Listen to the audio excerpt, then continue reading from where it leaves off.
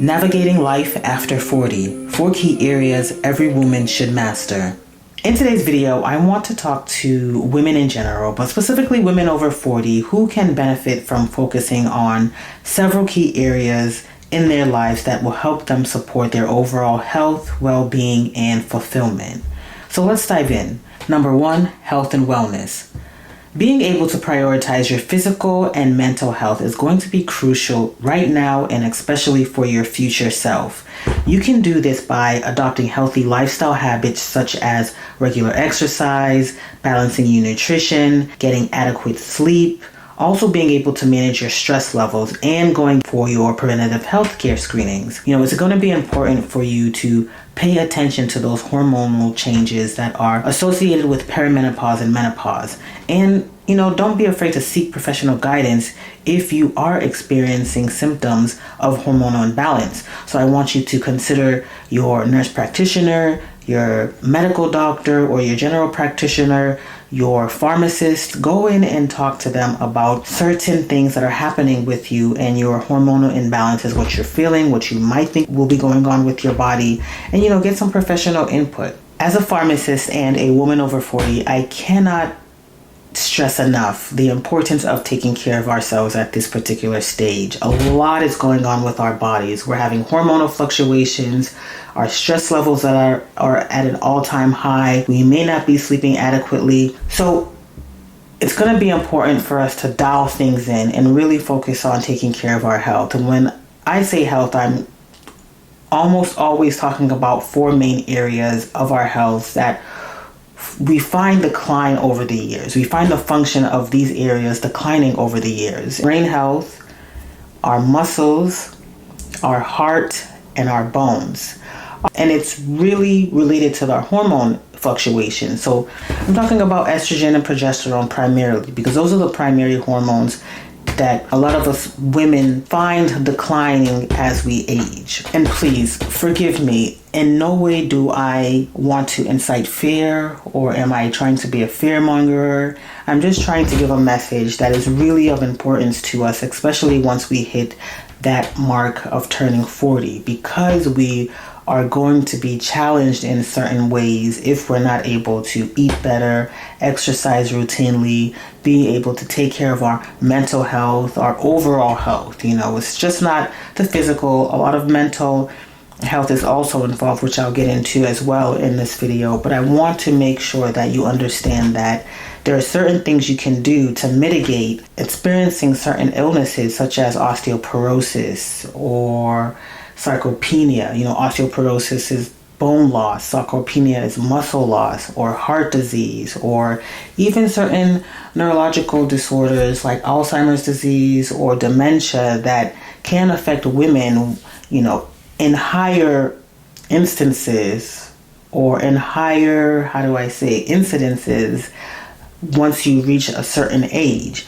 And so I think it's important for us to take a step back and do an overall health assessment. Like, how are we doing in our lives with the things that I've mentioned? How are we doing with our nutrition? Are we dialed in and eating food that's good for our brain health? Are we dialed in and getting enough protein during the day? Are we dialed in and getting enough fiber during the day? I know it can be hard for some women watching this.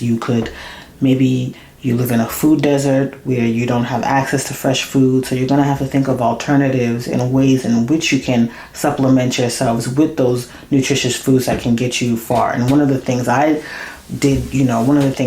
remember specifically growing up is packing freezers with frozen food.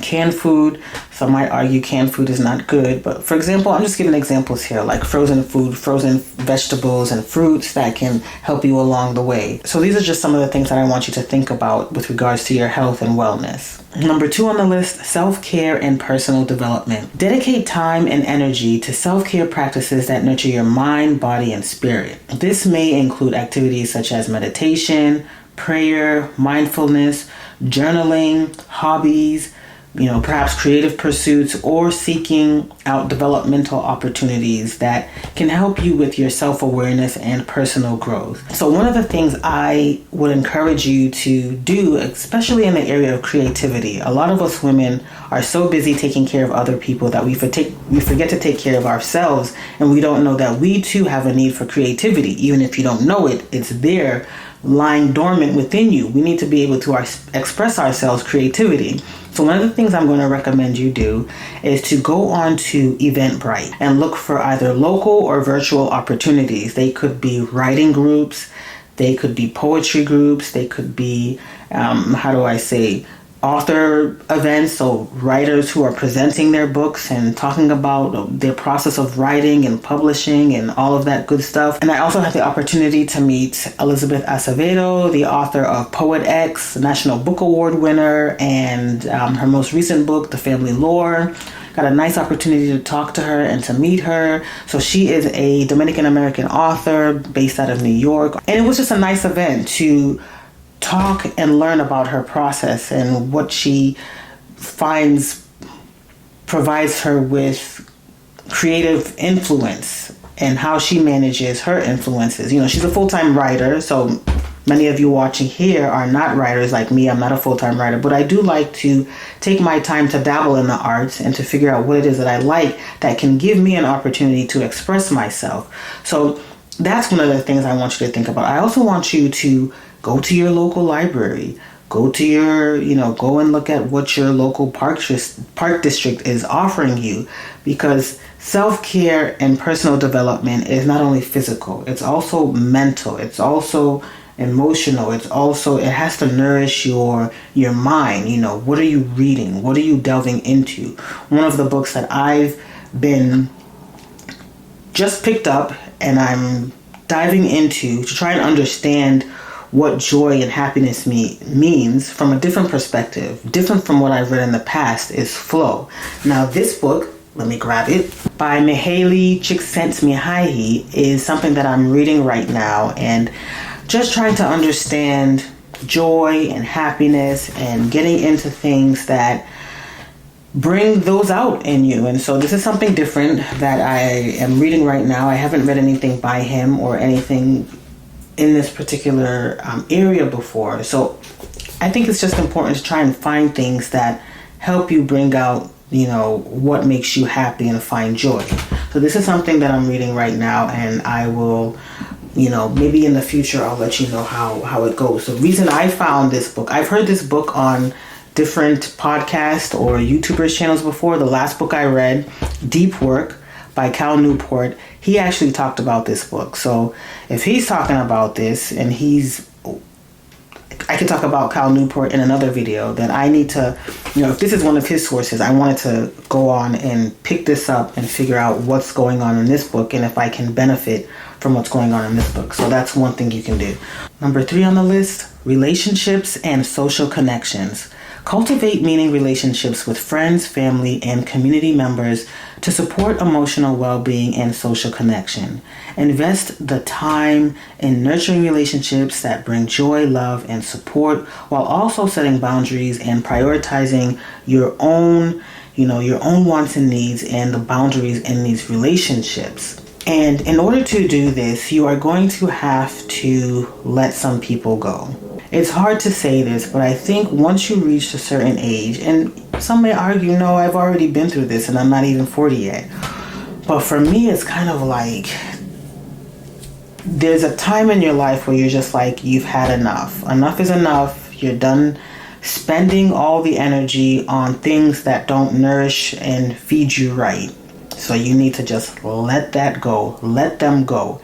And that's okay. If something is toxic to you, if something is really pulling at your heartstrings and making you go through it, causing you stress, giving you ulcers, making you have bad thoughts, making you lose sleep, how is that benefiting you? How is, especially as you get older, when you have a lot of work to do in regards to taking your health? So there's some people you gotta just, time out, let them go, cut them off. It sounds harsh, but you really have to think about your well-being and how it suits you, how it's nourishing you. Now, not that I'm backpedaling, but I also want to encourage you to seek mediation. If something or if a relationship is really becoming troublesome, bothersome, or nuisance, seek mediation. If this is not something you're willing to completely let go of, get a mediator involved. See if you can work it out with the other party. I'm all for counseling and mediation and facilitators to help guide people through rough spots and rough patches. Talk it out. See if you can come to a resolution before going your separate ways. But also know that at the end of the day, going separate ways might be the best thing for you. And I am talking to you. How is it helping you in your life? If it's not benefiting you, sis, don't let it drag you down. Especially, if you're trying to do good for yourself, if you're trying to nourish yourself, improve yourself, self-development, health, wellness, all of those things that are so important. In addition to faith, that is the essence of life. And number 4 on the list, purpose and fulfillment. Reflect on your values, your passions, your goals to identify what brings meaning and purpose into your life. Exploring certain opportunities for personal and professional fulfillment, as we talked about earlier, whether through, career advancement, volunteer work, creative pursuits, and pursuing lifelong dreams or aspirations. You really need to focus on this. Focus on aligning your actions with your values and living a purposeful, driven life that brings fulfillment and satisfaction. You must explore these things that I talked about that are going to give you purpose and fulfillment. And if you're over 40 and you're sitting down and you're saying, or you're watching this and you're saying, well, I haven't found my purpose yet. Don't worry about that. Don't think about that. There are women who find their purpose after 40. Many of us find our purpose after 40. Let me tell you one, actress Viola Davis. Now, Viola Davis didn't find her footing until after 40 in her given profession, in her given field. That's just, it's a stretch for the most of us. Many of us are not in that type of industry, and that's okay. But I just want to give you an example. And if you have the time, I really want you to go ahead and pick up her book. Now, I read Viola's book a few years ago, Finding Me. I started to read the book hard copy, or I started to read the book through my Libby app, my library app. And then at one point, I was a third way through the book, and I said, well, she's narrating the book, and she's a great actress, so let me just listen to her narrate her story. And let me tell you, if you haven't read or listen to her audiobook, Finding Me, do yourself a favor and go ahead and do it. It's not everything is peaches and roses like the Hollywood stuff. She had a tough upbringing on the East Coast, but it's worth a while. It's worth giving a listen to. And another woman who found her footing after 40 is Kimberly Bryant, the founder of Black Girls Code, an organization that enhances the technical skills, community bonds, and career paths of young Black girls who are interested in coding. She found her footing, or she found what she wanted to do at the age of 44, before she was working in biotech and pharmaceuticals. So these are just a few examples of women who have found their purpose after 40. So don't feel bad if you haven't figured it out yet. Just keep trying. You have to explore in order to figure out what you like and what you don't like. But just sitting down isn't going to get you to where you want to be. You know what I'm saying? So please go and explore. Go to some free events, virtual if you need to start out small. Then you can build up going to your library in-person events or your park district events, or meeting up with other creatives or other people who have similar interests like you, and so that you can figure these things out. In a nutshell, those are some of the things that I wanted to focus on. A lot of it is health, wellness, spirituality, as well as creativity. And those are the things we need in order to keep ourselves thinking and creative, and our minds going and our bodies going. So give yourself the opportunity to explore in a way that makes you most comfortable. Start small, but don't sit idle while you get older, because everybody's getting older. We're all getting older, and it's going to be important for us to take care of ourselves and do things that bring us joy and fulfillment and happiness and keep us healthy and steadfast. So as a parting gift, I want to encourage all of you watching to grab my free health guide. I have posted a link below. So this link will take you to my newsletter waiting list for Pause and Prepare. I am ramping up a newsletter that's going to be directed at women. So I linked that in the description. So that link will take you to my waitlist where you can sign up for the waitlist, and you'll also be able to grab a free copy of my PDF, which is a health guide for women, also from late 30s, early 40s, all the way up until, 60, 65. So peri to postmenopausal women.